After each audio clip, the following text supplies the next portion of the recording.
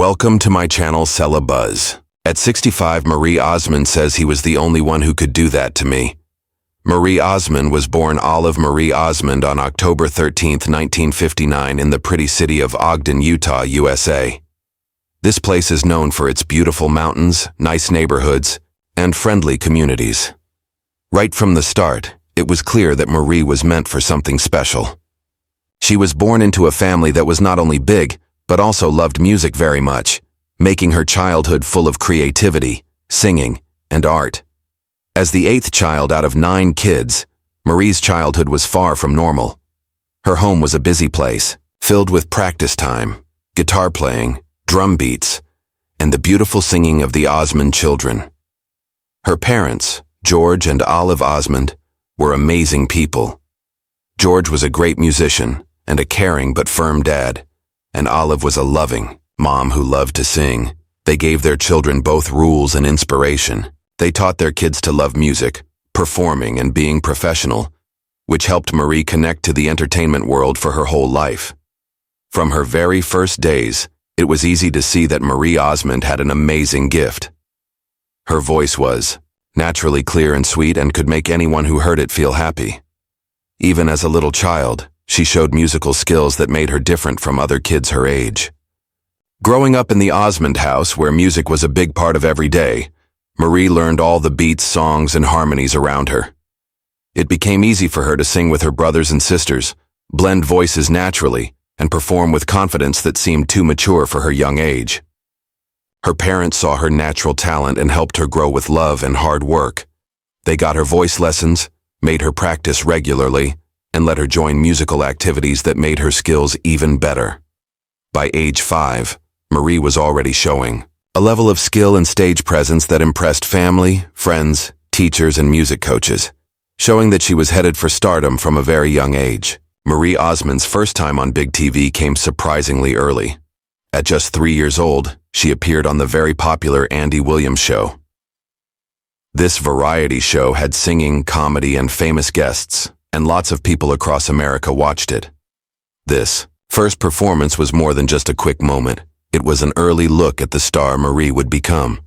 Dressed in her childlike sweetness with a bright smile and sparkling eyes, she sang with confidence, charm, and vocal ability that amazed viewers. People in the business quickly saw her potential, and audiences were captivated by seeing such a young girl perform with calmness and grace. This early time on national TV not only showed her amazing talent, but also started a pattern for the many big opportunities that would come in her career, making her a remarkable presence in the entertainment world right from the start. Marie's role in the family music group The Osmonds was a big chapter in her growth as an artist. The Osmonds were made up of her brothers Alan, Wayne, Merrill, Jay, Donnie, and Jimmy, along with Marie, who brought a unique vocal style to the group. During the 1970s, the Osmonds became very famous. They were known for their wholesome, all-American image and catchy pop songs that people of all ages loved. The family's shows had tight harmonies, matching dance moves, and a strong sense of charm and skill. For Marie, being part of this musical family gave her not only a place to show her talent, but also taught her about the hard work and demands of the entertainment business. Performing with her brothers, she learned the details of stage presence, teamwork, and connecting with audiences, skills that would help her a lot in her solo career. 2 big moments in Marie Osmond's early career were the success of the Osmonds' hit One Bad Apple and Marie's first solo hit Paper Roses. Released in 1970, One Bad Apple became a famous song of that time, reaching the top of charts and making the Osmonds major figures in the music business. Its catchy tune, relatable words, and clean appeal won the hearts of listeners across the country, showing the commercial success of the family group. Meanwhile, Marie Osmond's solo start came with the release of Paper Roses in 1973, a defining moment that proved her status as a rising star. At only 13 years old, she showed remarkable maturity and emotional depth in her singing. She brought heartfelt feeling to each note. The title song connected with audiences. Its tender words and gentle delivery showed Marie's ability to connect emotionally far beyond her years. The album's success proved her talent. It not only topped country music charts, but also succeeded on the Billboard Hot 100, letting Marie reach different audiences and gain recognition beyond the country style. Her real innocence, charm, and vocal honesty made her a lovable figure to fans, making sure she had a place as a beloved artist from the beginning.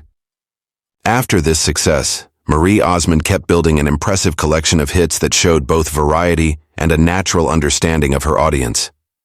In 1974, she released In My Little Corner of the World, a song that showed charm, hope, and sweetness. Its uplifting tune and Marie's soft, expressive voice captivated listeners, strengthening her reputation as a singer who could show both joy and heartfelt emotion.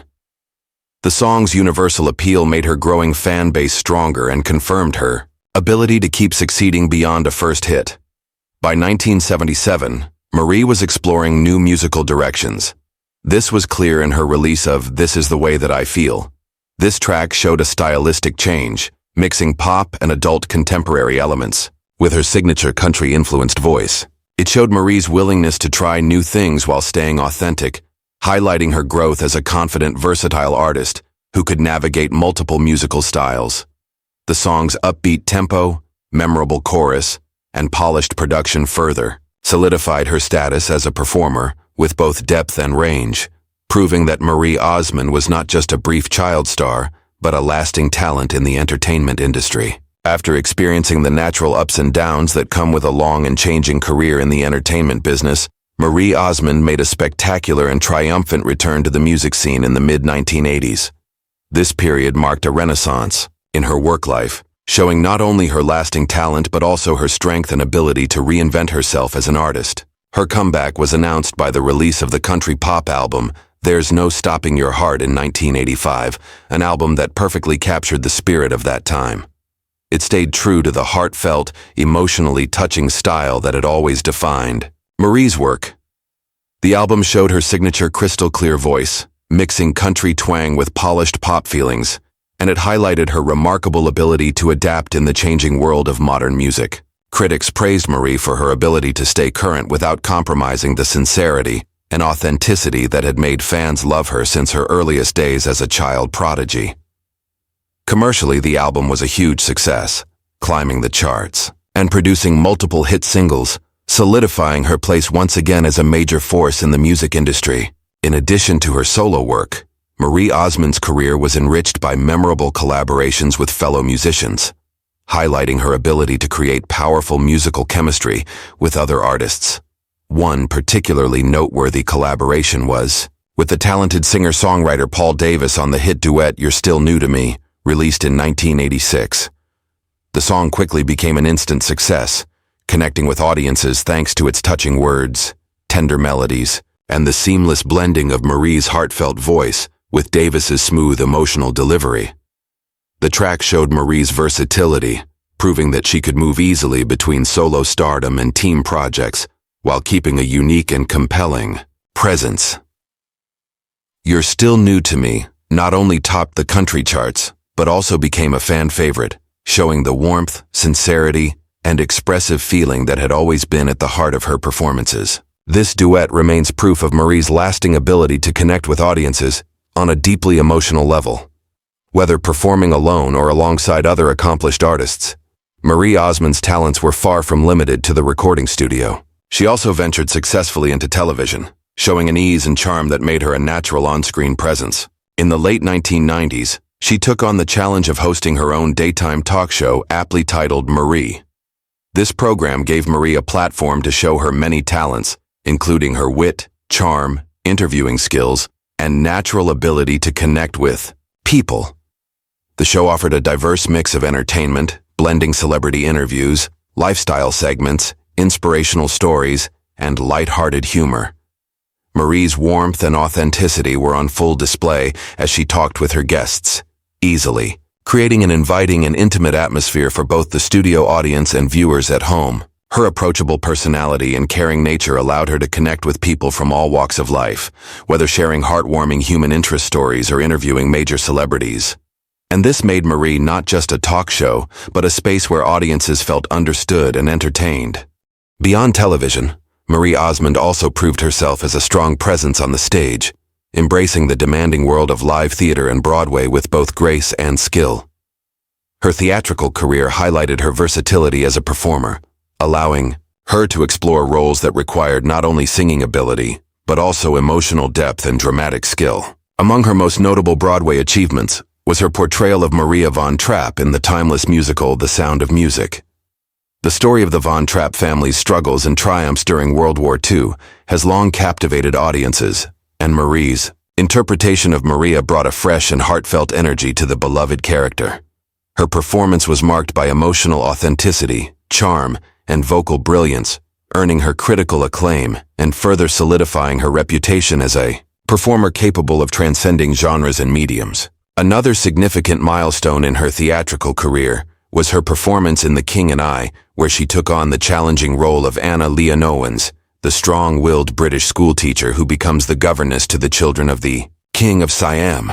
This role required Marie to navigate complex themes of cultural clash, personal growth, and emotional nuance, and she did so with grace, intelligence, and charisma. Her portrayal highlighted not only her vocal talents, but also her acting abilities, allowing audiences to experience the full range of her artistic capabilities. Critics and theatergoers alike praised her for bringing authenticity, warmth, and an engaging presence to the role, further cementing her legacy as a multi-talented performer, capable of excelling in both musical and dramatic contexts. Marie Osmond has experienced a complex and eventful personal life, particularly when it comes to her relationships and marriages. Over the years, she has been married 3 times, though interestingly, 2 of those marriages involved the same man, highlighting the lasting connections and second chances that have shaped her personal journey. Her marriages and the family she built within them reflect both her deep commitment to family values and the challenges that even high-profile public figures face in sustaining long-term relationships. Osmond's first marriage took place in 1982, when she married Stephen Lyle Craig, a talented athlete who played basketball at Brigham Young University. This marriage at the time was viewed as a union of young love, with Osmond entering this new chapter amid her rising fame in the entertainment industry. The couple welcomed their only child together, a son named Stephen James Craig, in 1983. As a mother, Osmond embraced the responsibilities and joys of parenthood while balancing the demands of her career, which included recording music, performing on stage, and appearing on television. Despite their shared love and the joy of welcoming a child, the pressures of young adulthood, combined with the challenges of maintaining a marriage under the public eye, they ultimately led to their divorce in October 1985. Shortly after, on October 28, 1986, Marie Osmond entered a new chapter of her personal life by marrying Brian Blosel in a ceremony at the Jordan River Temple in Utah. This marriage marked a significant and deeply personal commitment, reflecting both Osmond's faith and her desire to build a large family. Over the course of their marriage, Osmond and Blosel became parents to 7 children, a unique blend of biological and adopted children that showcased their dedication to family and compassion for children in need of a loving home. Their 2 biological children, Rachel and Matthew, were joined by 5 adopted children, Jessica, Michael, Brandon, Brianna, and Abigail. This decision to adopt multiple children showed Osmond's nurturing nature and her commitment to providing a stable, loving environment for children regardless of biology. While the marriage lasted for over 2 decades, Osmond and Blosel eventually announced their separation in March 2007. Both parties released a joint statement emphasizing that neither assigned fault for the divorce.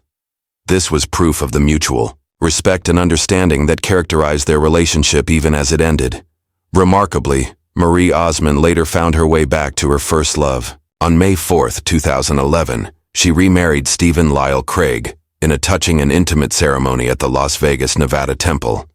In a symbolic nod to the past, Osmond chose to wear the same wedding dress she had worn nearly 3 decades earlier in 1982, a gesture that highlighted both nostalgia and continuity in her life story. Their remarriage occurred just months before their son's wedding, adding a layer of familial significance and celebration to the occasion.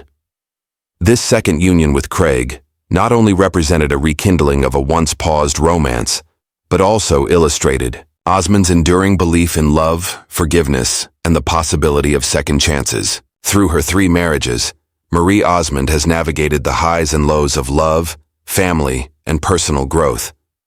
Her story reflects strength, the lasting bonds of family, and an unwavering commitment to the people she loves. Whether as a mother, of biological and adopted children, or as a wife embracing both first and second chances, Osmond's personal life provides a rich story of devotion, compassion, and the complexities of sustaining relationships over time. Marie Osmond truly hated him more than anyone, a feeling that shocks many because of the public perception of her and Andy Gibb as friendly, almost inseparable figures in the entertainment world at one point. I could never understand him, and that made me furious, Marie confessed, reflecting on the intense mixture of admiration and anger that characterized their relationship. On the surface, Andy appeared charming, effortless, and easily likable, qualities that drew people to him naturally. But behind the glittering exterior, Marie saw something that unsettled her deeply. Everyone loved Andy, everyone adored him, but I couldn't stand him. There was something beneath the surface that made my blood boil, she admitted, revealing the complex emotions that defined their interactions. Her hatred, however, was not born of mere jealousy or competition. It was rooted in a deep disappointment, a sense that someone she had trusted and once cared for deeply could betray or manipulate her trust so subtly, yet so effectively. Marie's anger was made worse by the contrast between Andy's public persona and the private reality she experienced. On camera, he was this sweet, innocent, golden boy, she explained. But off camera, he could be cruel without even realizing it. Or maybe he did realize it, and that made it worse. This duality was torturous for Marie, who valued sincerity and authenticity in a world dominated by image and illusion. She found herself constantly trying to reconcile the charming, talented figure everyone celebrated with the man who left her feeling diminished, frustrated, and emotionally exhausted. It was exhausting, always wondering if the person smiling at me was the real Andy, or just another mask, she said. The cognitive dissonance between admiration and repulsion fueled a deep emotional tension that grew over time, transforming initial irritation into outright hatred. The depth of her feelings was also fueled by personal experiences that left a lasting imprint. I felt like he took advantage of my kindness, my willingness to see the good in him, Marie said. Their interactions were filled with moments of confusion, disappointment, and occasionally heartbreak. Andy's charisma made it difficult to confront him directly, yet Marie couldn't ignore the sting of perceived slights or betrayals. I hated that he could hurt me without even trying and still make me feel like I was overreacting, she admitted. This kind of emotional whiplash, feeling simultaneously drawn to and repelled by someone, often creates a complicated mix of admiration, frustration, and ultimately animosity. In Marie's case, the feelings coalesced into a deep loathing that became difficult to articulate, but impossible to ignore. Her hatred, Marie revealed, was also tied to a sense of protectiveness over herself and her own life. I had to hate him to survive my feelings for him, she explained, indicating that her animosity was as much about self-preservation as it was about anger toward Andy.